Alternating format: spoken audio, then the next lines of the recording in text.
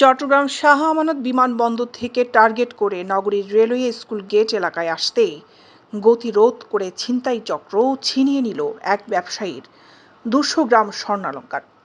10 দিনের দীর্ঘ অভিযানে লুণ্ঠিত স্বর্ণালংকারের মধ্যে 150 গ্রাম সহ নগদ 3,30,000 টাকা উদ্ধার করতে সক্ষম হয়েছে কোতোয়ালি থানা পুলিশ। পুলিশ বলছে, উদ্ধার হওয়া নগদ অর্থ মিলে লুণ্ঠিত স্বর্ণালংকারের বাজার মূল্যের প্রায় কাছাকাছি উদ্ধার করা সম্ভব হয়েছে।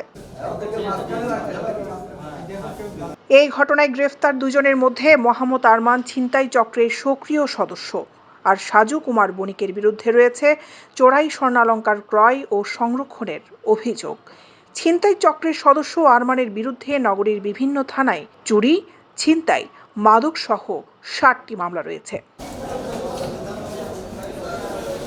রবিবার 18 মে সিএমপি মিডিয়া সেন্টারে আয়োজিত এক প্রেস ব্রিফিংয়ে এসব তথ্য নিশ্চিত করেন দক্ষিণের উপ পুলিশ কমিশনার আলমগীর হোসেন। তিনি বলেন, এই চক্রের সাথে জড়িত অন্যান্য সদস্যদের গ্রেফতারে আমাদের অভিযান অব্যাহত আছে।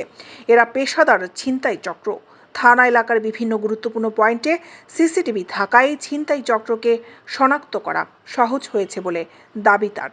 যে ব্যবসায়ী স্বর্ণ ব্যবসায়ী তাকে ফলো করেছে, সে কিন্তু এয়ারপোর্ট থেকে এসেছেন, তো ওনাকে ফলো করেছেন, ওই ভিত্তিতেই গতিরোধ করে এই স্বর্ণটা করেছেন। এবং এরা কিন্তু পেশাদার চোর, পেশাদার এই ছিনতাইকারী।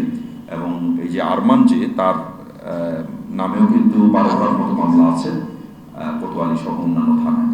ফলে পেশাদার চোর এবং তারা তথ্য উপাত্ত কালেকশন করেই কিন্তু এই ছিনতাই কাজে দুজনে ইনভলভ হয়েছিল। ঘটনাটি মূলত গত 8 মে সকাল 10টার দিকের। চট্টগ্রাম শাহ আমানত বিমানবন্দর থেকে নগরীর হাজারীগলির দিকে আসার পথে রেলওয়ে পাবলিক হাই স্কুলের বিপরীত পাশে কুলিয়ারচর সিএনজি স্টেশন এলাকায় এসে পৌঁছালে গতিরোধ করে ব্যবসায়ী অভিষেক বড়ুয়ার সাথে থাকা 200 গ্রাম ওজনের 4টি স্বর্ণের চুড়ি ও 2টি মোবাইল সেট ছিনিয়ে নেয় ছিনতাইকারীরা। আজকে আমাদের এক ব্যবসায়ী স্বর্ণ ছিনতাইয়ের ঘটনায় আমরা ঘটনার সাথে জড়িত প্রত্যক্ষভাবে 2 জনকে আমরা আটক করতে সক্ষম হয়েছি এবং এই ঘটনায় লুণ্ঠিত 13 ভরি স্বর্ণ ও নগদ 3,30,000 টাকা উদ্ধার করা হয়েছে।